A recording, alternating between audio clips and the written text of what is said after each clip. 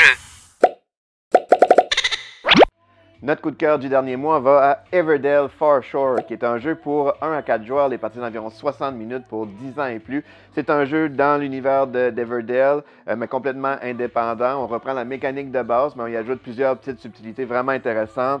C'est vraiment un gros coup de cœur, là. Tout le monde qui a joué a adoré. Surtout les enchaînements des cartes, un peu différents du jeu original. J'ai trouvé qu'il y avait plus de variété de façon de faire des points.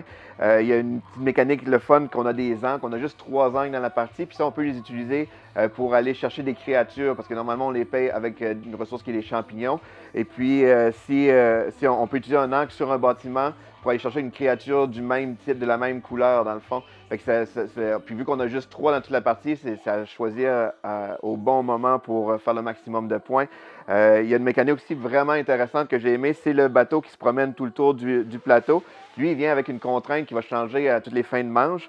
Et c'est dans le fond, les contraintes qui sont un peu comme, mettons, une créature ou ça peut être un type de symbole. Fait qu'à toutes les fois qu'on joue une carte de ces contraintes-là, mais le bateau va avancer. Fait que ça permet d'ajouter au casse-tête d'optimisation, dans le fond, pour jouer les cartes qui vont faire avancer le bateau, parce que ça compte pour beaucoup de points. Fait que des fois, ça change vraiment le timing de quand on joue nos cartes.